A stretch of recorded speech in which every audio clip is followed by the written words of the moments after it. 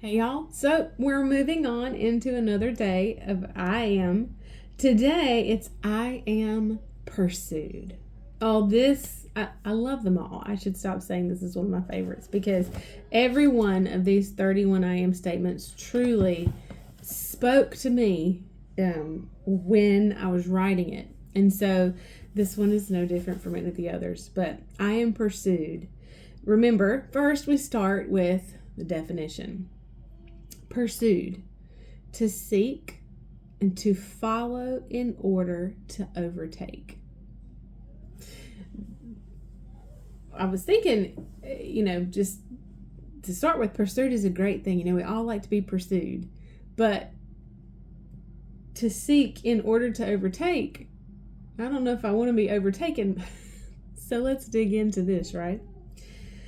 A woman has 10 silver coins, totaling almost 2 weeks' wages. She loses one. What does she do? A shepherd has 100 sheep.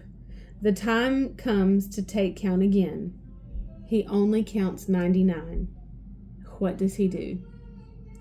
A father has 2 sons. One leaves to find his own path. Losing everything in his possession, he returns home as a failure. What does the father do? In each scenario, the answer is the same.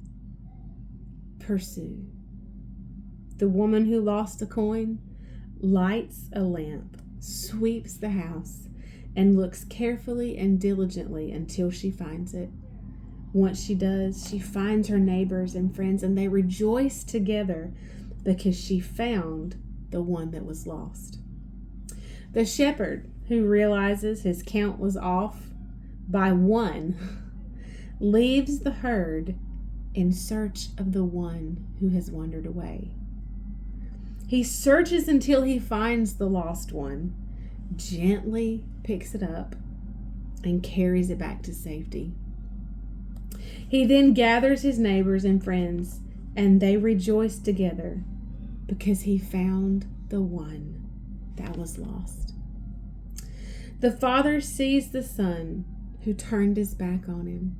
He was filthy, disheveled, and slumped over, but he was home. The father runs to meet him, embraces him, clothes him in the best robes, sandals, and signet ring.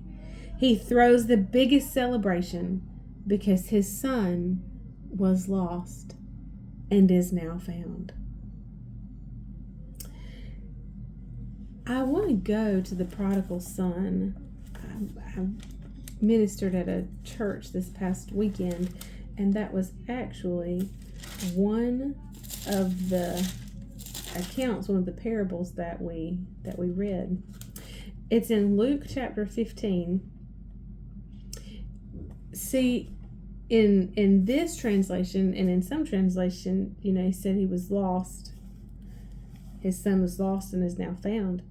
But in the Amplified Version, Luke 15:24, he says, because this my son was dead and is alive again. He was lost and is found. In the Jewish culture, because inheritance was and still is today a very big deal. Birthrights and inheritances and who gets what and blessings and all of that is really important in the culture. And so essentially, when this younger son said to his father, he said, this is in verse 11, and he said, and there was a certain man who had 2 sons, and the younger of them said to his father, Father, give me the part of the property that falls to me. And he divided the estate between them. And actually, the Passion Translation says it a little bit more frankly, my dear Scarlett. 15, verse 11. Yep. The younger son came and said, Father, don't you think it's time to give me my share of the estate? Yeah. In light of the Middle Eastern culture, It was a great offense for a son to ask his father for his inheritance. It would be equivalent to saying, I wish you were already dead.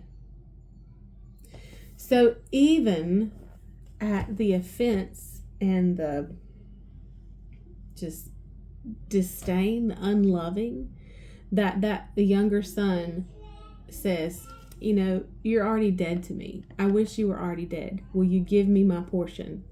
And then, of course, he squanders it and just comes back home, filthy, disheveled. But he was home. The father still rejoiced and said, my son who was lost is now found. What a celebration. What love the Father has. And of course, this parable points to our Father over us. Now, we will pick up here tomorrow. I'll see you then. Bye, y'all.